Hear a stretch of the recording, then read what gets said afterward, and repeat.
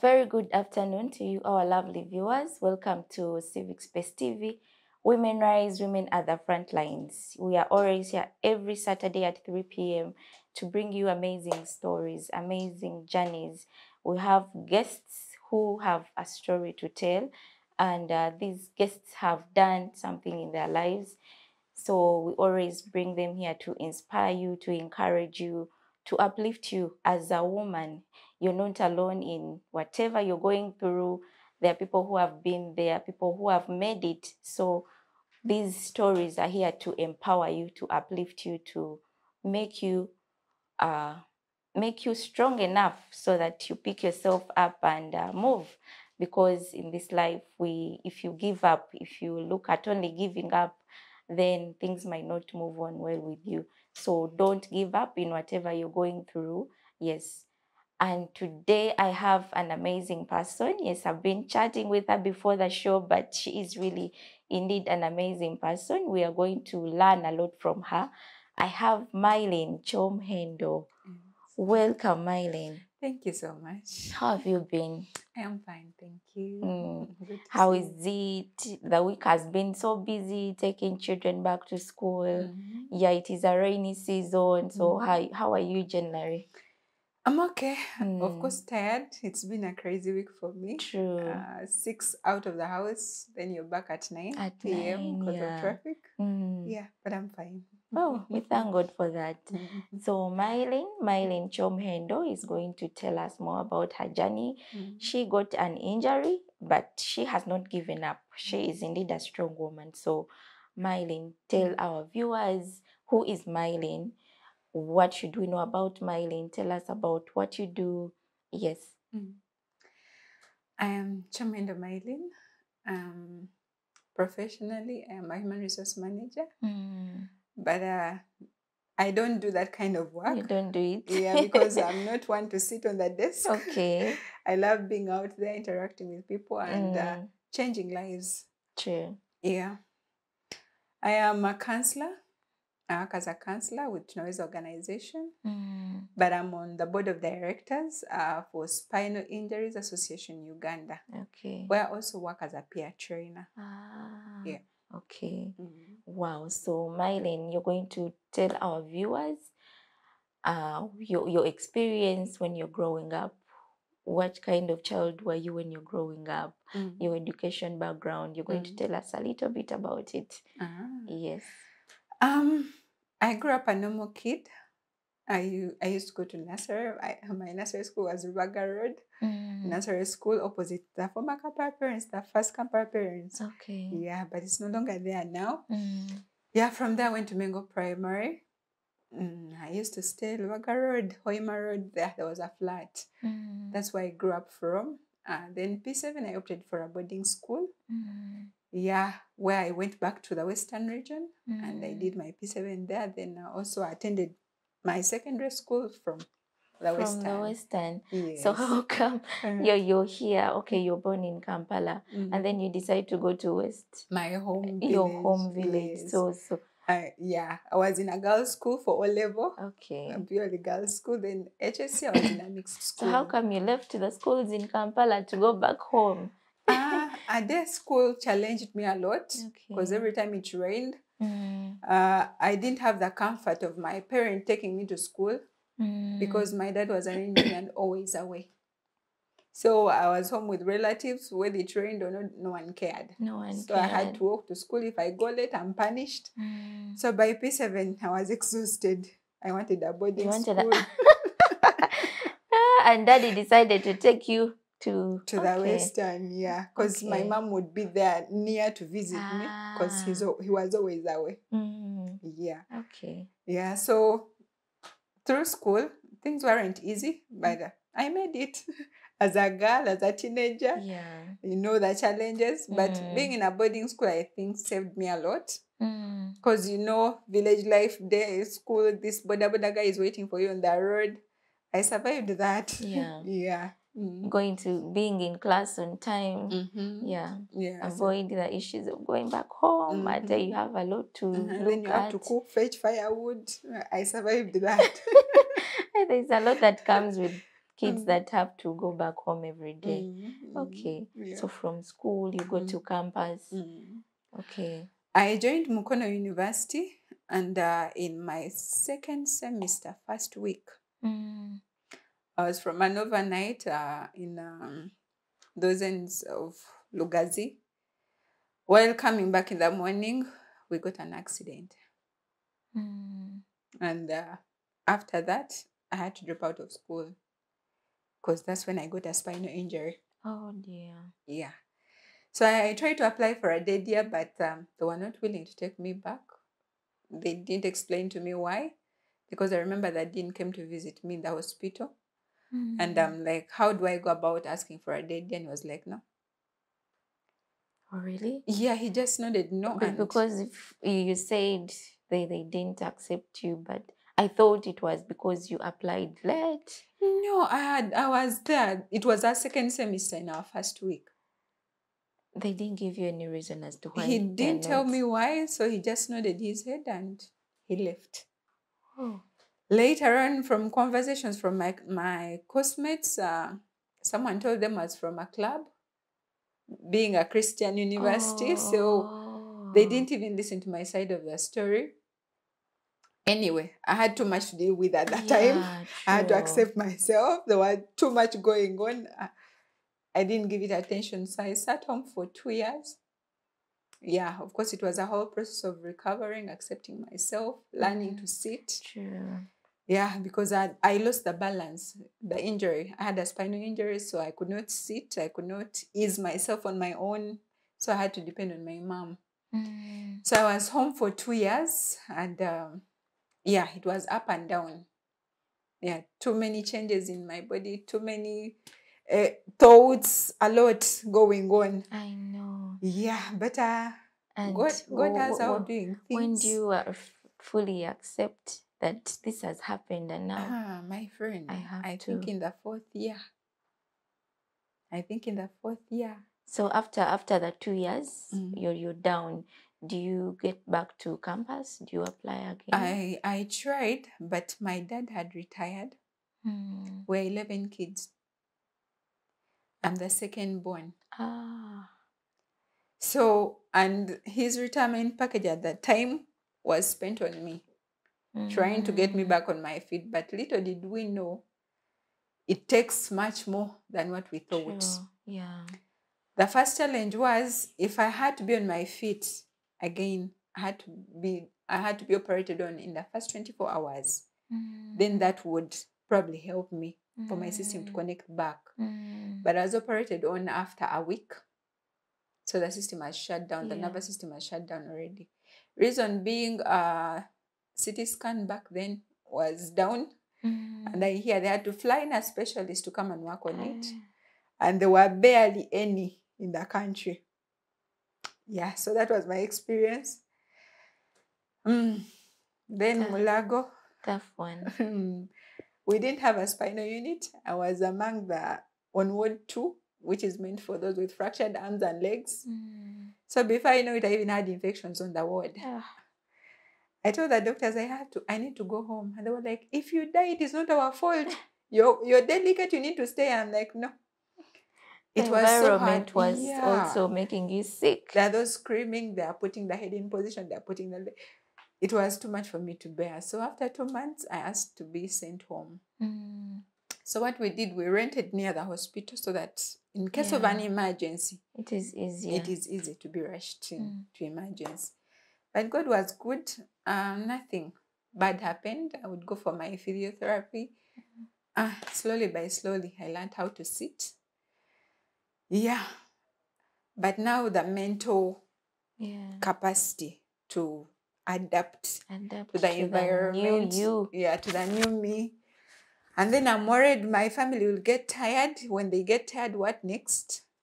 I have not finished school, so even when I've been able to recover, what do I do with myself?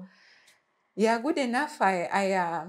Someone took me to an organization for women with disability. It's called Nuudu. It's based here in Tinda. And I met the young girl also who was at the university at that time. And when I shared my story, she was like, no, you're still young. please go back to school. I'm like, Yeah. right now, our financial stand, my dad cannot afford. Because I need to go to school, then I need someone to help me at school. So what we did, she guided me through the process, and I applied for affirmative action from government. Lucky enough, I was given. Oh. Yeah. Wow. Yeah, but that's after 3 years now. They almost rejected me because they were telling me my results are expired by 1 year. And I'm like, people, mine is not like I'm born like this. I've acquired it. Please help me. I need school. It is the only thing that I have my hopes in now. So they called me for an interview, and I was given when I explained. Wow. Yeah, so I was given. I went to MOOBS and did a bachelor's in human resource management. That was the most challenging part of my life. I know, as a young person, a young lady growing up, just starting campus, and then this. Oh, so how did your parents, your family? Actually, at first, my dad was like, let's take you to the village, we'll get a therapist to always find you home. That was an arrangement by my relatives. That came with a lot of pain. Why? I was not informed that that arrangement was being made. I'm seated in my small house that evening, and my uncle shows up. He has come with a car and he's taking me to the village. No one communicated. I have to go to the village. So I'm like, Uncle, no, don't shut me down. You're going to kill me. What am I going to do in the village? I can't sweep the house. I can't even dig. What am I going to do there? So I told him, you know what? If people are worried that I'm going to be a burden to them, please, if I call you, don't give me anything. Oh, dear. Let me find my way of surviving. God knows why he let this happen. So I had two friends. One is called Olivia. One is called Erin. They are now married. Back then they were not, but they're now a couple. And those two individuals played a big role. Actually, I met Aaron in Mulago. He was a friend to my cousin, and we became friends.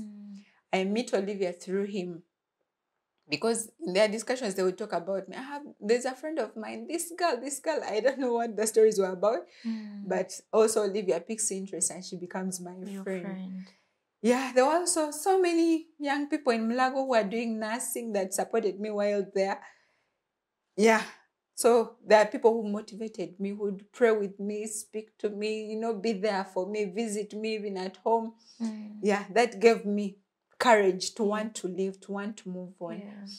Yeah, because I considered all the love and the time that was given to me. I was like, no, I need to be better. I need to work on myself. I know things will not work out as I want, but I need to do something to show these people I appreciate. So you had people behind you, supporting you. Wow. Yeah, so my relatives are out of the picture at that time, and I'm with my mom. Then after 1 year, my mom goes, because like the village where she used to look after things, everything was a mess. People go into the house, pick stuff the way they want. It was as if it's my dad who had the injury. Him not being home trying to make ends meet, and my mom not being there. I'm telling you, people messed our home up. People entered, took whatever they wanted. So by the time my mom went, we were like restocking the house. And I asked myself, how wicked can people be? I know. Anyway. Because I believe they knew they were attending to something, and you still really take advantage of what is going on. So they really messed the home up. But anyway, this is the world that things come, things go. So by the time my mom went home, she almost died of stress. Because like there was almost nothing in the house. Relatives had taken stuff. It was so funny. Anyway, she goes back and I stay with my friends now. That's Aaron and Olivia. So Aaron would take time off from his work, take me to his home with his parents. And I'm there for a week or two. Then he brings me back to my house just to change the environment for me not to be depressed. Then when Aaron is done, Olivia does the same, also takes me to her home. You meet, who was your friend during campus? None of them. None of them. You met them Aaron in Mulago? was a friend to my cousin. He came with my cousin to see the sister who got an accident. That's how we become friends. And he's stepping in like... As if we've known each other for life. Know. And he's a very interesting character, because there were times when I'd feel like I'm really out of it. I have lost it. And he's like, you want to cry? I'm like, yes. He carries me, we go out of the house. We're on the veranda, we sit. Okay, he tells you to start crying. Mm-hmm. And I begin talking about whatever is in my heart, then I cry. He was so... He didn't cry along? No, he would just sit and talk to me through it.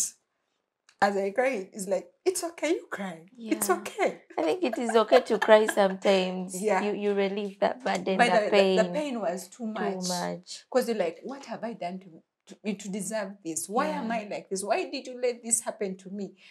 You can't explain. Questioning God. And then we have those funny relatives.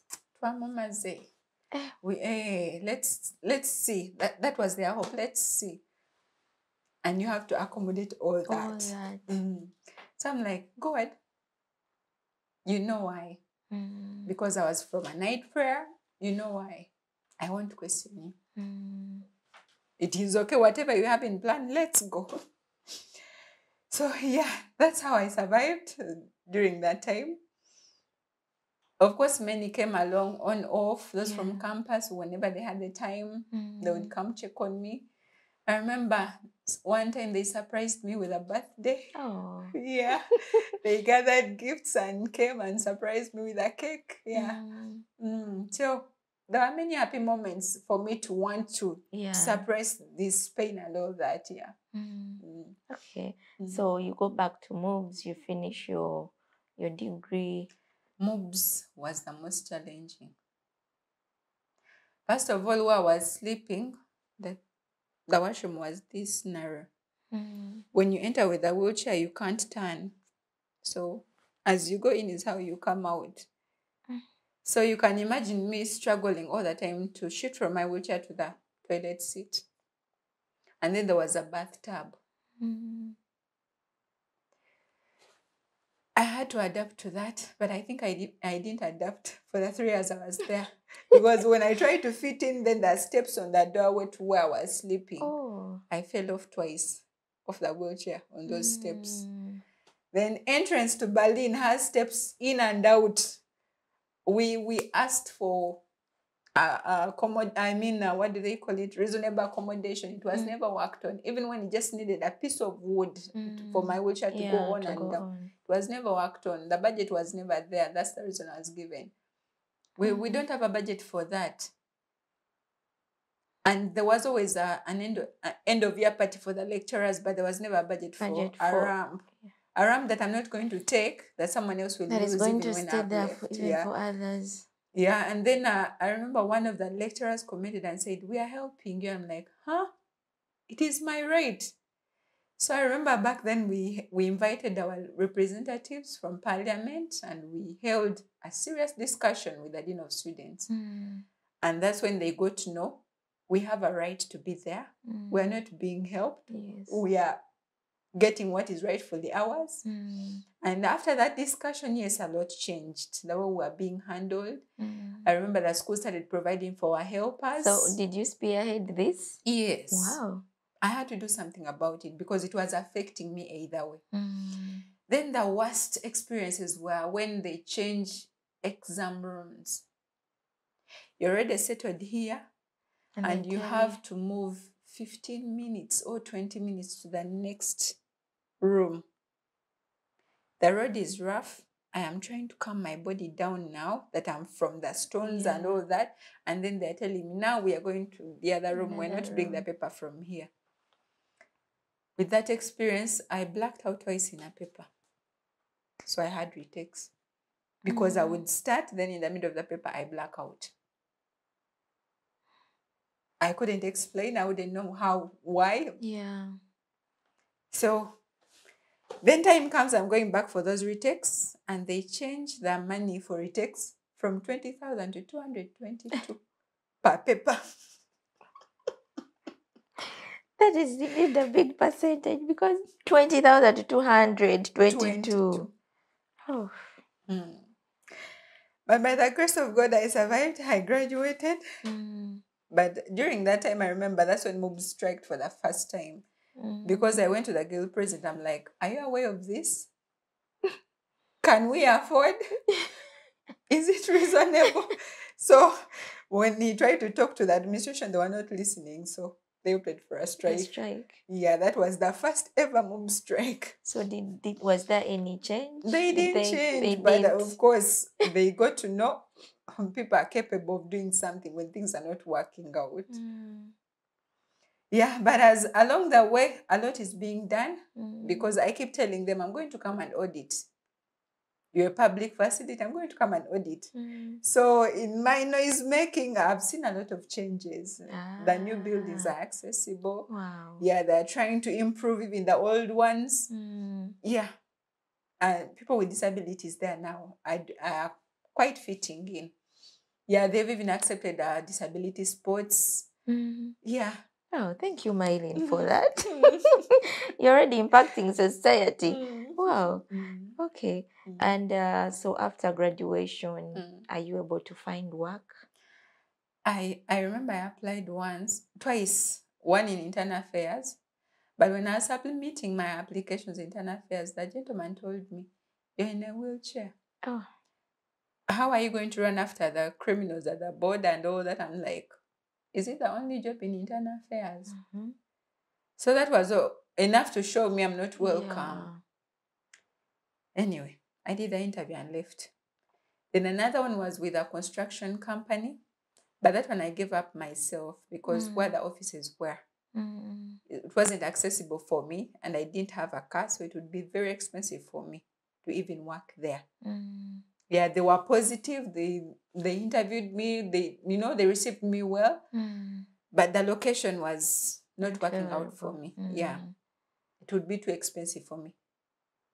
If not, I had to shift from my home to rent there. But still, it was down a slope. So I wouldn't manage. Yeah, but then even when I was still at campus, I was part-timing with NGOs.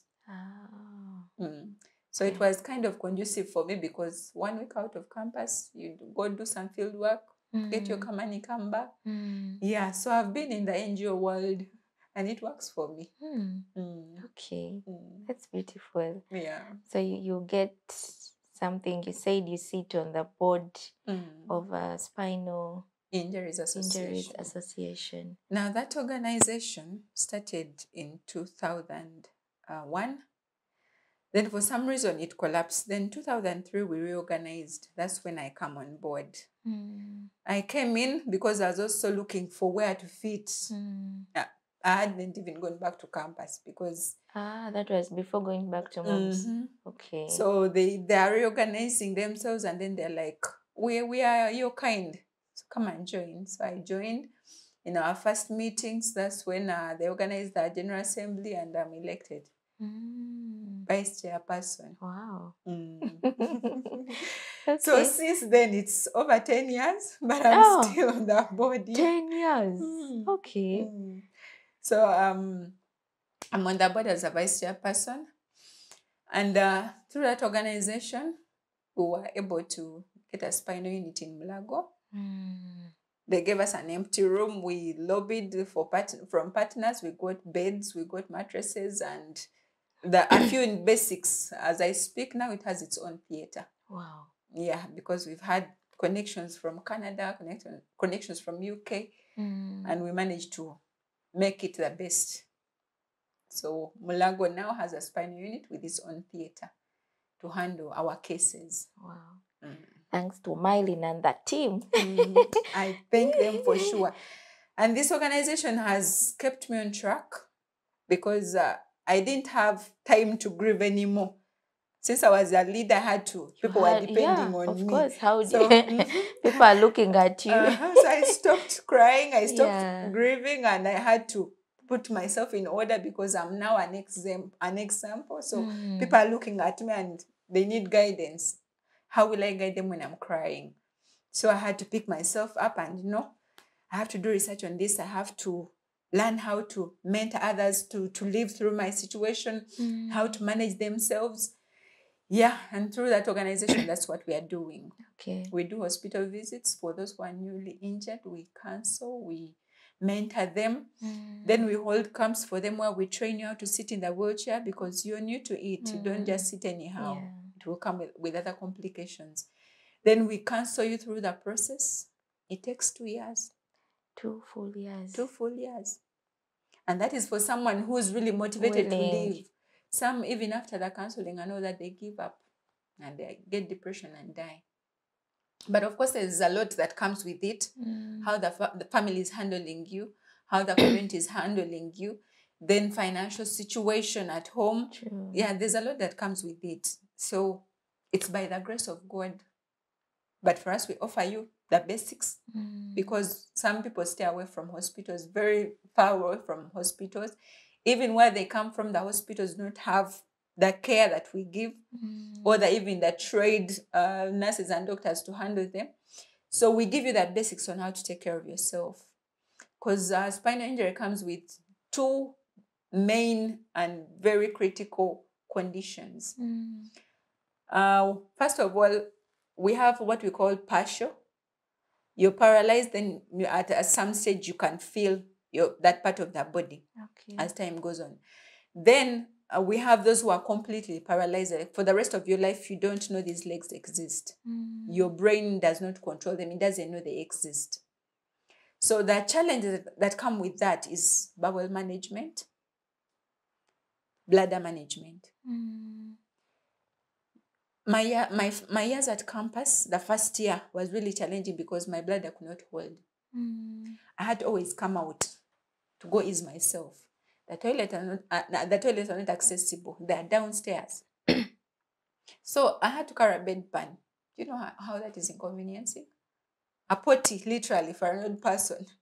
So I had to get out of class, go behind the lecture rooms and ease myself. I didn't have a choice. The lecture hall was always packed to capacity. Yeah.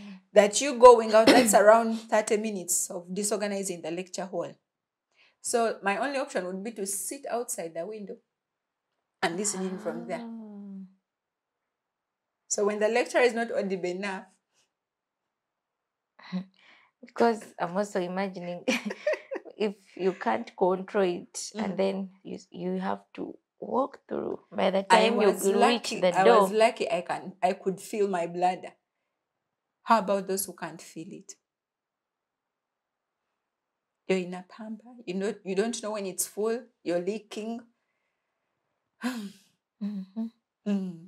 So you have to really be tough and, pretend it's not happening and just, Yeah. So when I meet these new people, I have to take them through this process.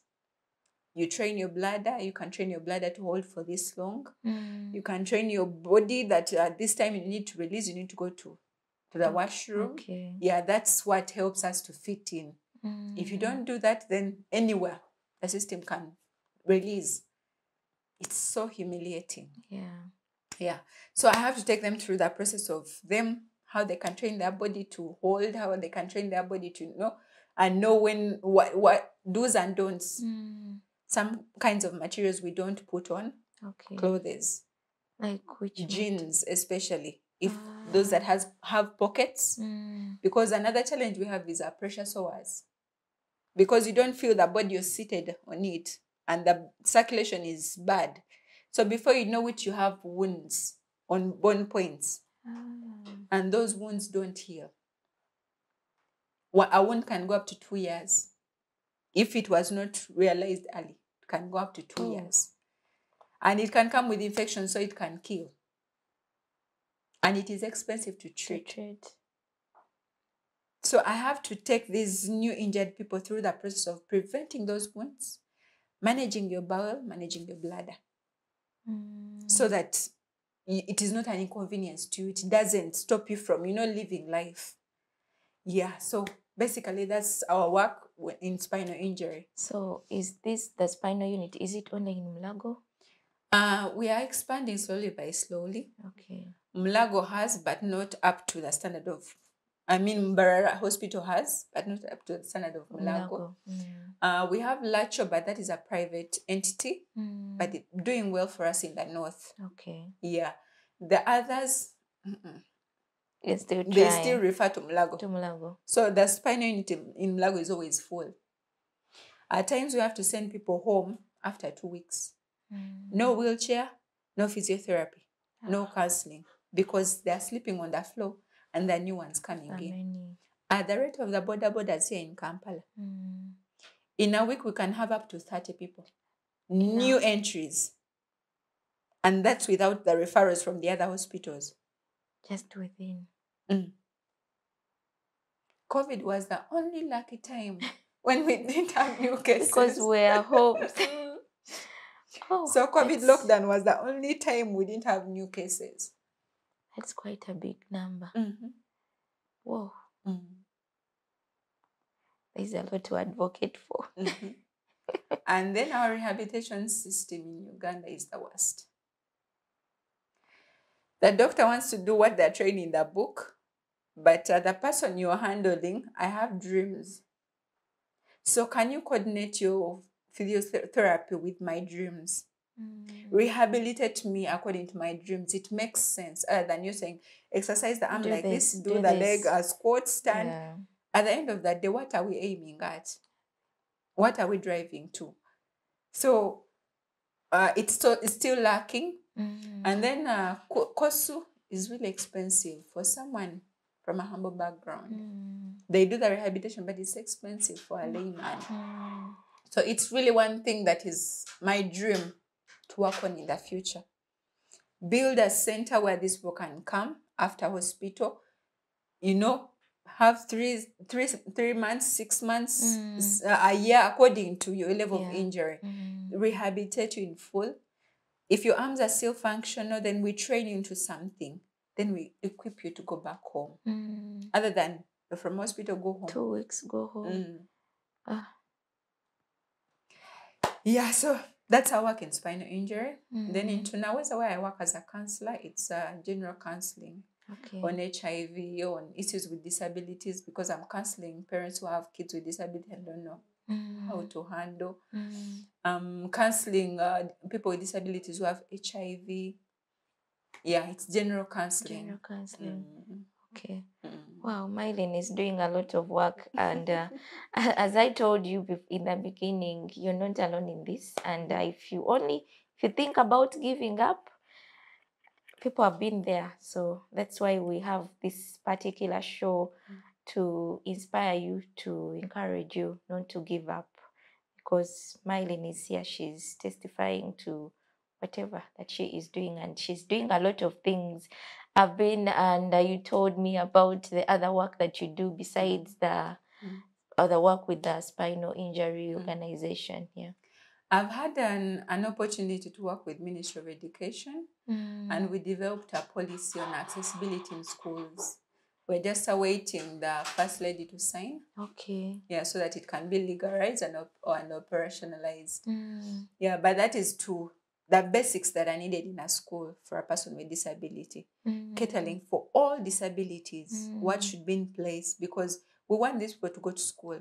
Yeah, and you we talk about the school. I think that our schools have not, very few have.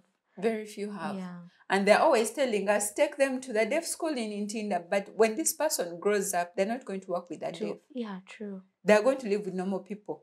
So we want to groom a generation that even from nursery, they know these people exist.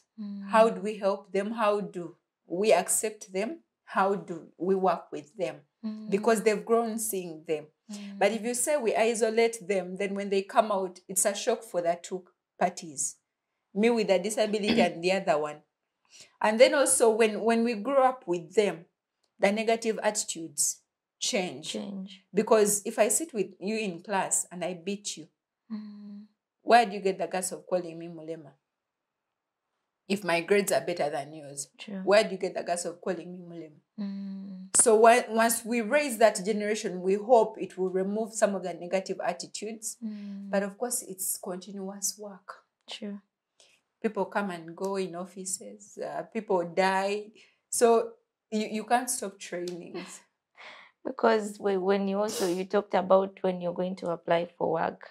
So I think the grooming should start right away from school. People need to grow up knowing that we are all the same. Yeah.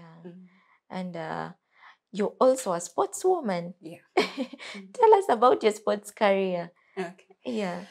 I do wheelchair basketball, and I'm the first captain of She Cranes on Wheels.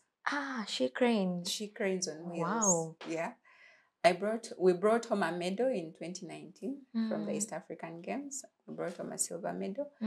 Yeah, this year I have not been part of the games because I'm schooling and it was time for exams.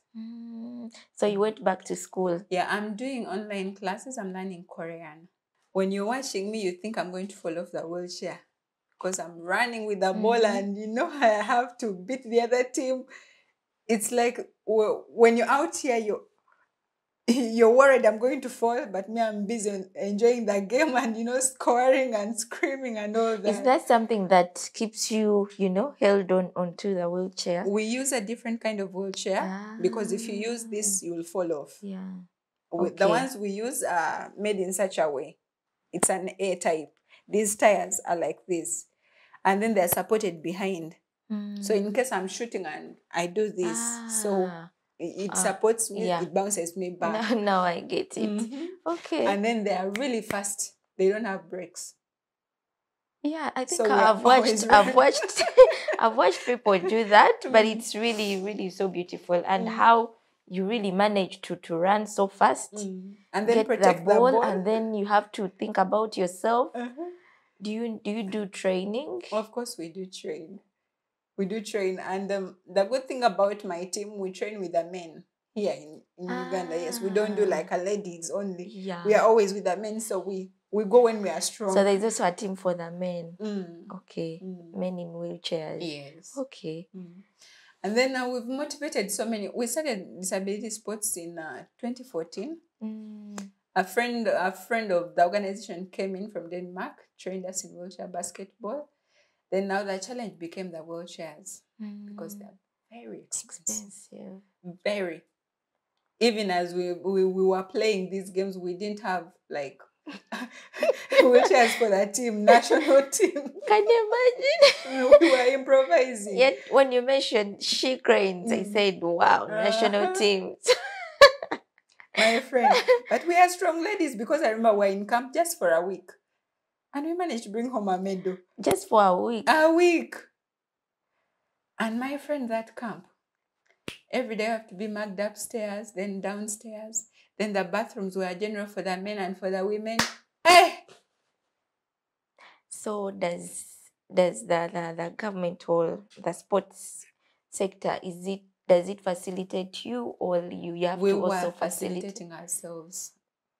Also, yeah, the you wheelchairs? Pay your own transport. You pay your own transport to the court and back home. So you'll find many of us are not going as regular as we should because we all come from different places. It costs me 25 just on transport. There's no water on that. There's nothing to eat, but just transport home and back because I have to move with a helper. I can't get by the taxis, the roads. It's not accessible. Yeah.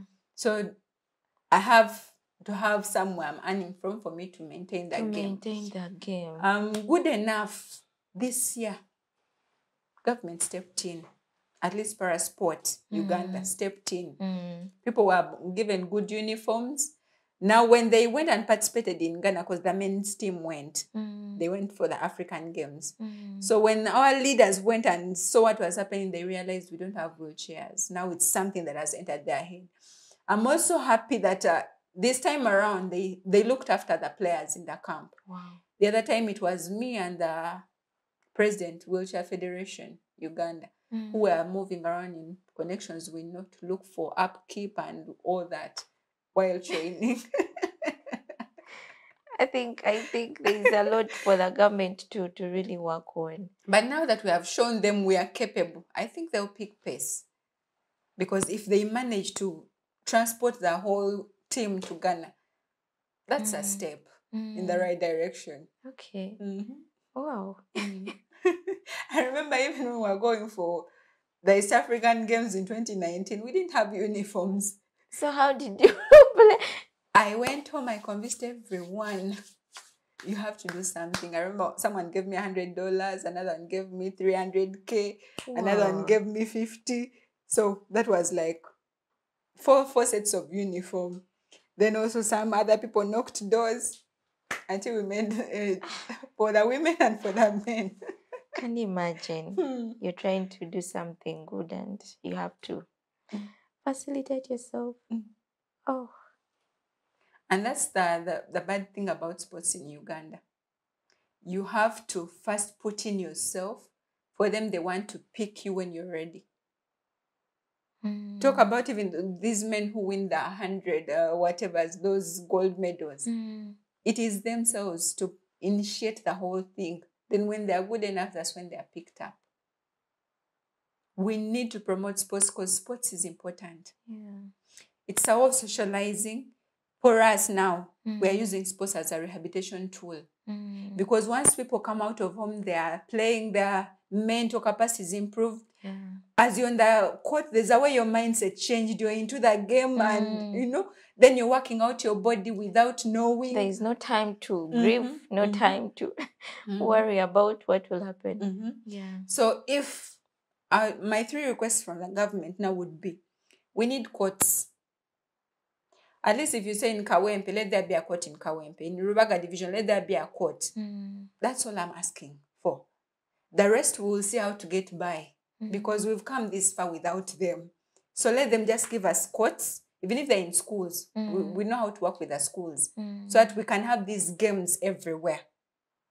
People in the community, even these you see are doing drugs and all that, if there were those centers there, they have something to keep them busy. Yeah.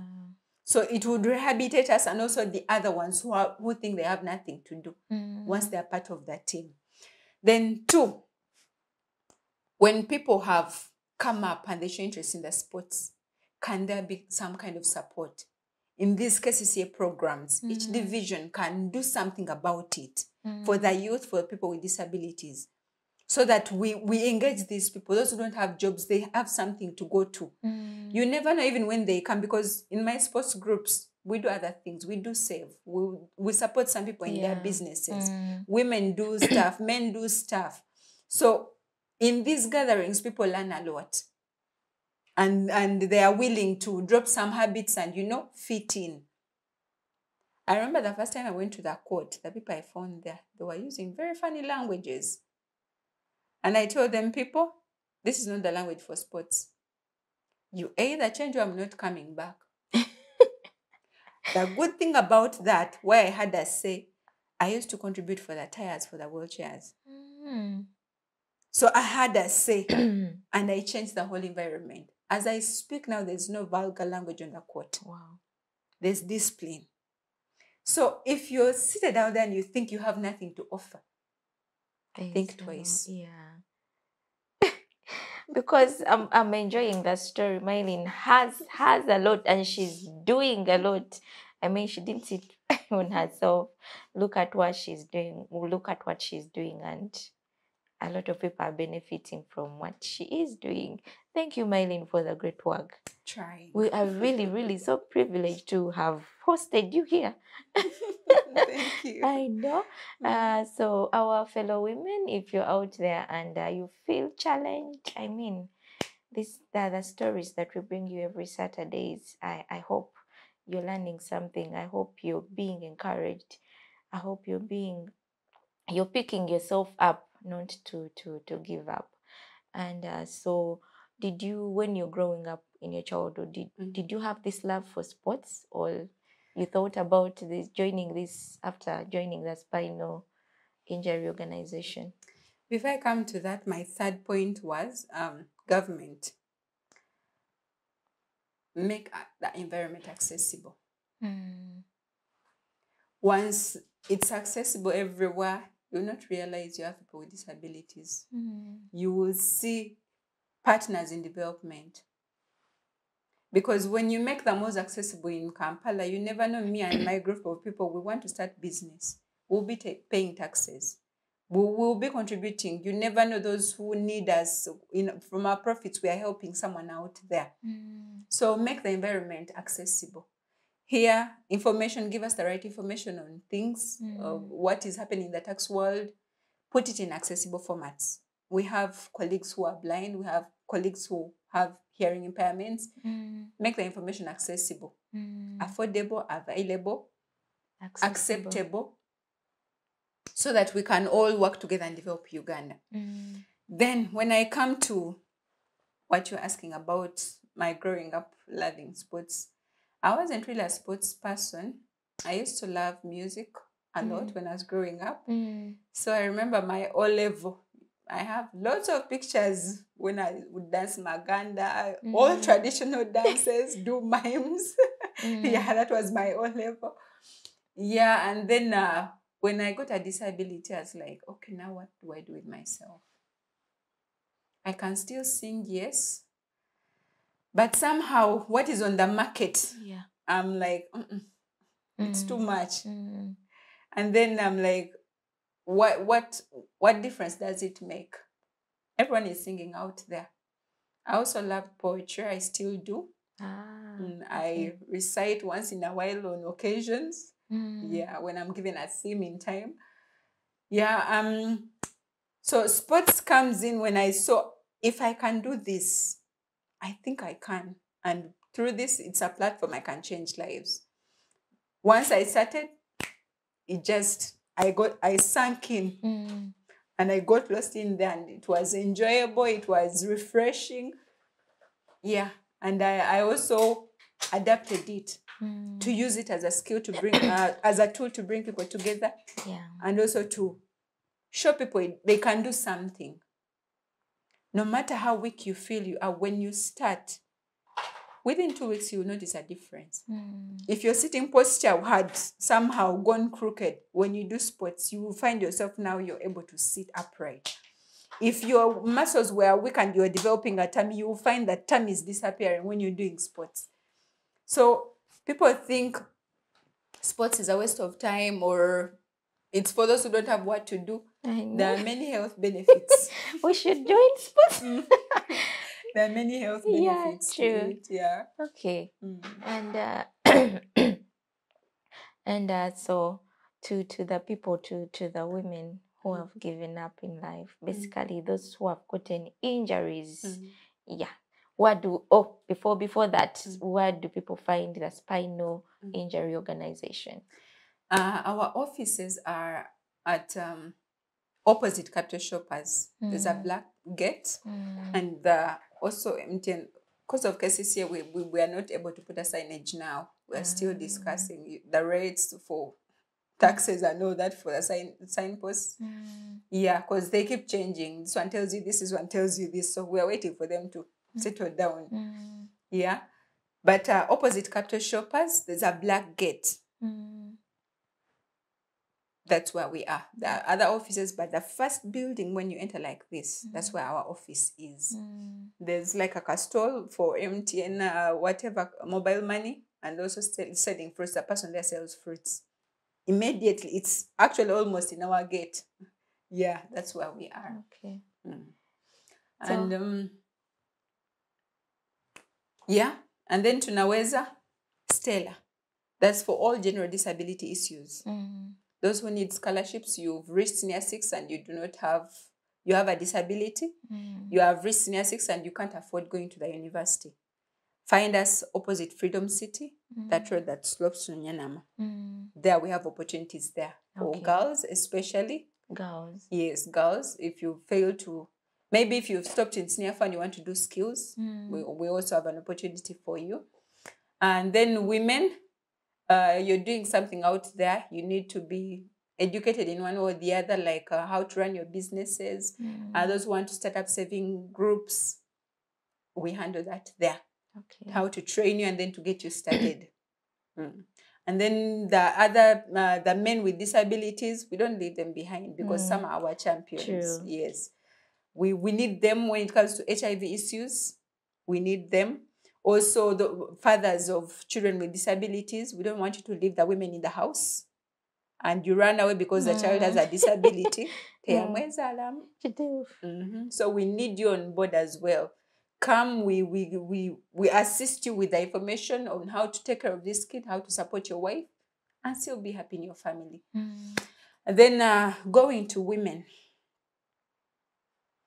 Whether you were born with a disability, whether you've acquired one, because disabilities come for different reasons, from different causes.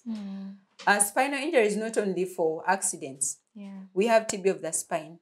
We have cancer of the spine. Then we have those who have been violated, domestic violence, beaten at school and someone gets a spinal injury. Then we have falls from trees. Then we have those who fall in the bathrooms.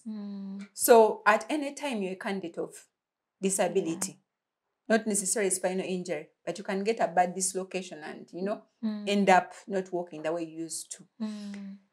Those who are born with the disabilities, I know you've gone through so much because the environment you've grown up in, I've seen parents who hide these kids.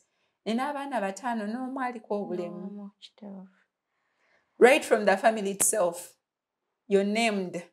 So it's not been easy. Someone used to tell me people with disabilities are harsh, they are rude, but you've trained us to be harsh. Us who make them like that. I heard of someone in Germany, a kid with a hearing impairment, who would sneak into the neighbor's house to watch TV. And she would get a big stick and run after him. He doesn't hear. What has he done wrong that you should run after him with a stick? He's not stealing. He'll just sit there near the door and watch. That's all. But they were running after him with a stick. You're being violent with him. From the word go, what do you expect from him when he grows up? So whether born with a disability or you've acquired it at a later age, life has to go on. It's never easy to accept. The environment is not that friendly that you'll easily fit in. But I had one man say, when the going gets tough, the tough get going. So if you want to live, if you want to fit in, you've got to be tough. There have been instances where I've been tough to the taxi people. I remember one time someone told me, sitwala babugali. And I'm like, hey, nazaliwa nako, nayagala nkatulemu. And how do you overcome all that?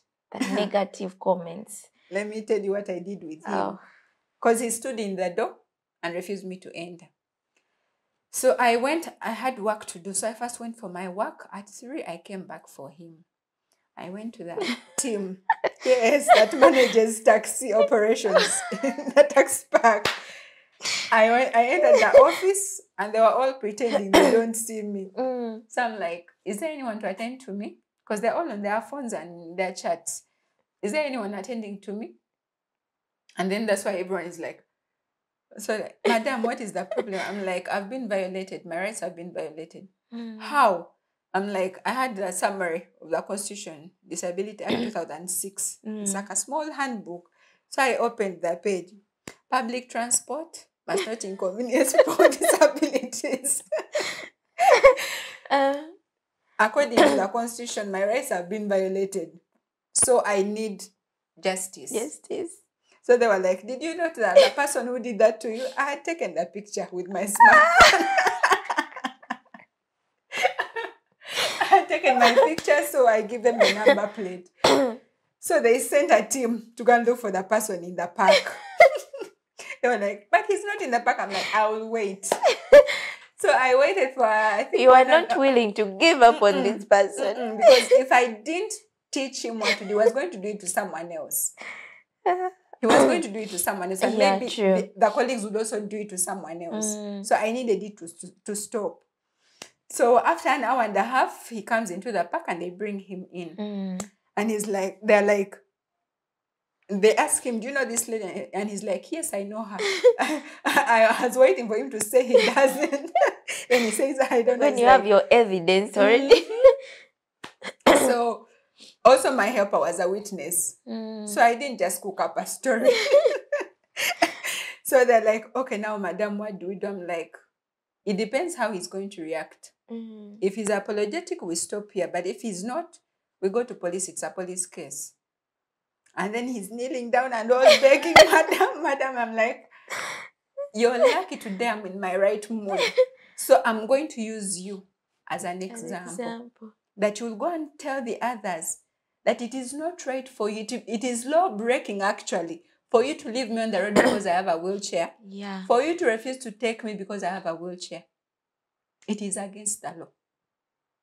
And then they were like, when we take you, the police will arrest us. I'm like, take me to that policeman who's supposed to be implementing the law and doesn't that when they it. Find you in that taxi. The wheelchair that they're going to make them pay for. I'm like, wow, you strength of a woman. Thank you, Myleen, for not giving up. That was really so funny. To survive as a person with disability, you need to know the law. That is one.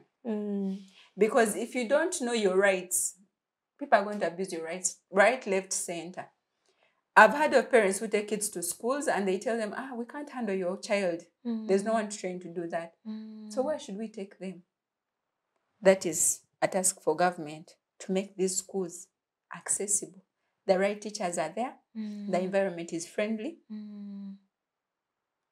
And then these teachers should understand the disabilities. For them to protect us from these kids who are, Oyo Kasiru. My name is not Kasiru. My name is Myleen.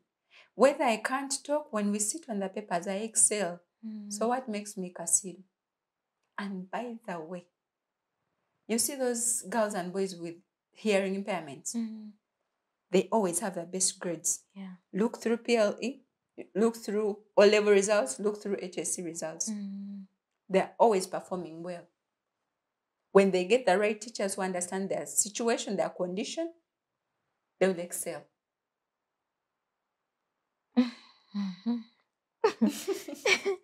And then women. In COVID lockdown, I was handling women with disabilities. And in that period, we happened to do research. I was so hurt by the findings. Women with disabilities, who told you you're nobody, that you need to donate yourself to men to use you? Who told you? Who told you that you cannot live with or without a man? That you should be infected with HIV? If he's ashamed to show you off as a wife during the day, please don't open your legs for him during the night. It is not worth it. It is not worth it. You have a disability. You've exposed yourself to HIV. How do you want us to help you? Abakyala abaliko obulemu. Omusajja waba tasobola kuwa kitiibwa mu lujjudde okulagayo nga mukyala we, nkwegayiridde. Togaziya amagulu g'okwebaka naye. Amala okuzaalamu omwana n'amukulekera, oliko obulemu, oluusi n'akulwaza n'essiriimu. Ani agenda okuyamba mu mbeera eyo? Weeyambe, nkwegayiridde. Gye bali abazira ekisa basobola okukwatirako mu mbeera yo, n'ova wooli n'otuuka ku ddaala eddala. Todiibuuda bulamu bwo. You are as important as any other woman out there. If they leave the able women in the houses, what guarantee do you have? Sure. They will stay with you. You have a disability. And you thinking the man is helping you. No, he's not. He's satisfying his pleasures. Zuukuka mukwano. Ensi tetudde. Ate tegenda kulinda. Myleen has said it all. Don't just sit there as a woman. There is a lot to do. Yeah. If God has given you the life and you're still here, try your best to see that you're doing something for yourself. If I find you on the street begging, I can never give you anything. You know why? If you were selling sweets, I can opt to buy sweets for 10,000. Yeah. Because I want to empower you to have a meal on a table or to buy whatever other need you want. I am willing to spend 10,000 on sweets, even when I'm not going to eat them. But you're begging, Chikumi Bibi. No, you're better than that. 1 year, 2 years, 3 years on the street, Era nga towezangako emitwalo 2 egy'ogula ekipaketi kya sweet ez'okutunda. And I think people would really support. They would. So actually public, stop. So it goes back to the people who keep giving. Yes. Muzibamme. You're making people If lazy. someone, no, I'm not making people bad-hearted or what. You're making them lazy. Yeah, true. Even someone who has a disability in one leg and can hold a hoe, nali maybe muli wali na bitunda, naye agala bele ku street bamuwe. No. No. Organizations are there, very many of them. Genda yabagambe nze njagala kusoma kino. Oba njagala capital. There's always a link that will help you to get to that small thing where you can start and go where you need to be. We are just making people lazy and, think it is okay to go on the street and beg. No. It is not okay. Myleen loves to farm. I cannot hold a hoe. Naye nima. You should come home and see my gardens. Nina obutungulu, nina rosemary, nina cabbage, nina sukuma wiki. And yet some of us do not even have those small gardens at home. And we are renting. I'm not even in a permanent home. But I love to see that green around me. It is in the compound. And so Myleen, you're so blessed. I mean, people who are around you are really so blessed to have you. Wow. I'm always challenging my siblings. Don't wait to be 40 to own a car. Even at 25, you can. You can. What do you have? This phone. And they are earning. Of course, you have to be careful who you're dealing with because we don't know everybody. But there are some jobs people are doing online and they are making good money. Tandi can establish something. Me, I'm always telling my siblings, why don't you have a garden for a season for tomatoes? Why don't you have a season for cabbage? And it's only one or 2 days. It's the season. Toli mwav.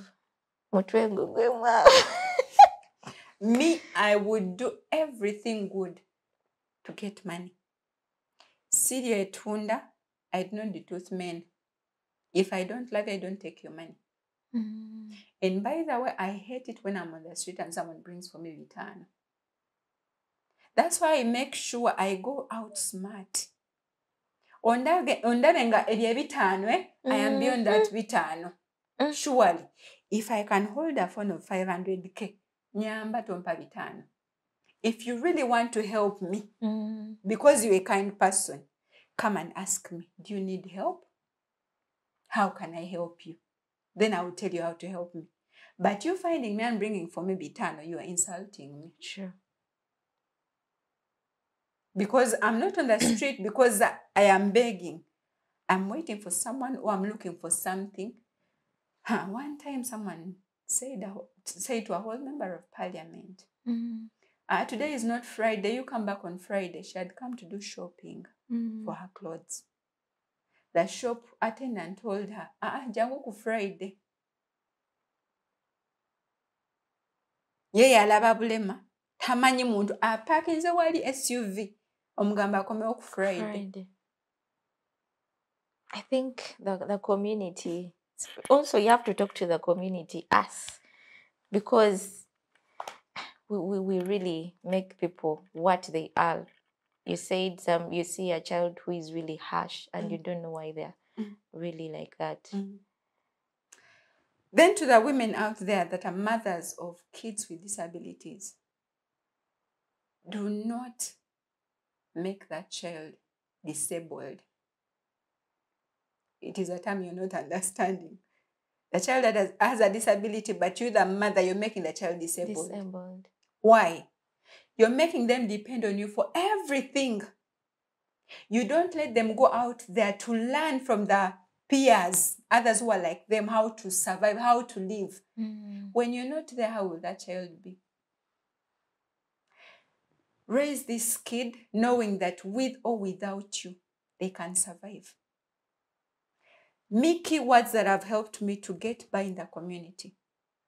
Sizotya no nyabo, jebaleko sebo. Thank you. No what taxi mwebaza, musasudde, naye mwebaza. Kubanga has been considerate enough to take me. Actually, some of them who are used to me, they say, lero tusasula. Customer ngo obuze. Then when someone is on the stage and they're trying to misbehave, customer, there's someone fighting for you, defending you. But you have to get out of your comfort zone and come in the community for them to appreciate you. So let's raise people who are independent.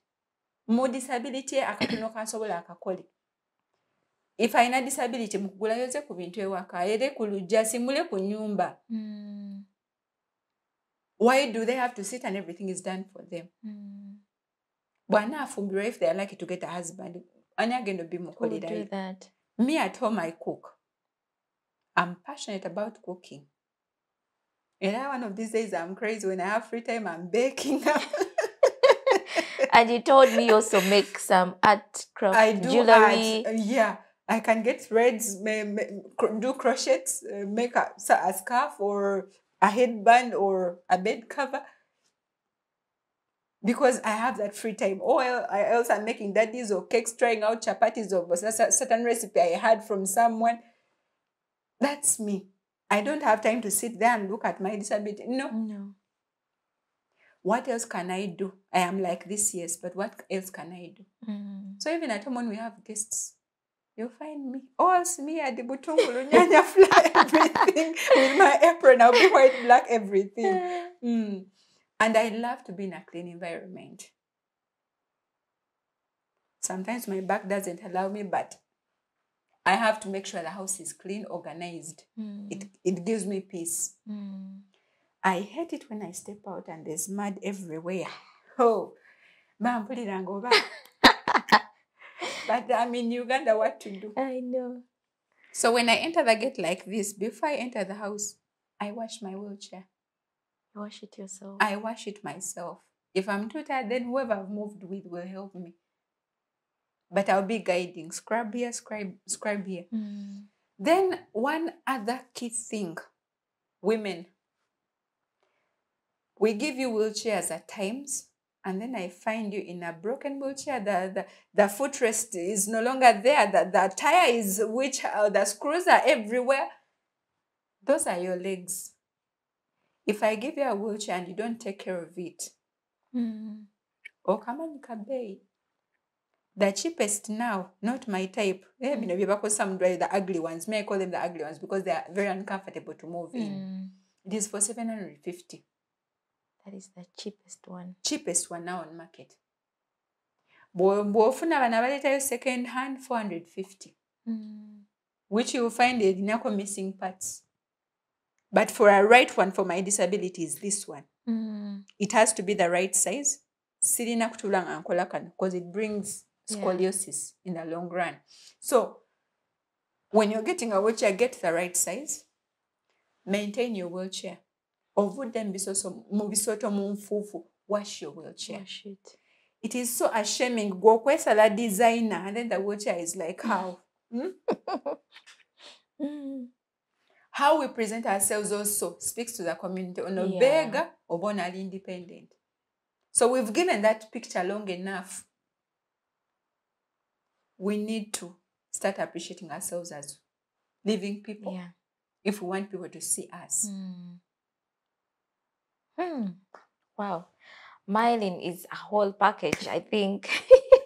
But our time is fast spent, and maybe we shall have the second episode of Myleen. Maybe one time we shall have to invite her back. Yes, because she's doing a lot of work. She's advocating for a lot. So Myleen, I'll give you a chance in 1 minute. You can say your last remarks to our viewers, most especially to the woman. Yes. To the viewers out there, first of all, government, do your part. You've put the laws in place. Please activate them. Make them working laws. To the community out there, treat me as you want me to treat you. Handle me the way you would want me to handle you. Then lastly, to the women out there, my culture has a saying, a woman is not a visitor. Even when I visit you, when you're my friend, you may find me in your kitchen. Mm. So what am I trying to say? We have no ground for being lazy, women. Mm. If your arms are still working, get out there, do something. If your head it's in its right sense, find something you can do with this head that will take you to the life that you always dreamed of, and you can make it. Everyone can make it. Yeah. You just have to find the starting point, and you're good to go. With the right mindset, with the zeal, if you motivate yourself, you can be anything you want to be. There are always people in my case, buy a car, but a car is not my priority right now. Mm. Why? I can still get where I want to go. And then I got the time being. As long as I've not, my biggest dream is to have that transit center. Yeah. When you can have that I car. can have that car. Personal one. Wow, it has been so beautiful having you, Myleen, and thank you so much for coming through. Thank you for sparing your time for Women Rise, Women at the Front Lines. She has been a wonderful guest, and she has a lot to tell. Maybe, as I said, we can have her some other time, and she tells us more about her work. I think you have learned a lot from her story. I have learned a lot, and you can always watch Women Rise episodes on Civic Space TV every Saturday at 3 p.m. Follow all our social media platforms. To our new viewers, kindly subscribe to our channel. And don't forget to share our link with your family and friends. I've been your host, Madreen. See you next time. Bye.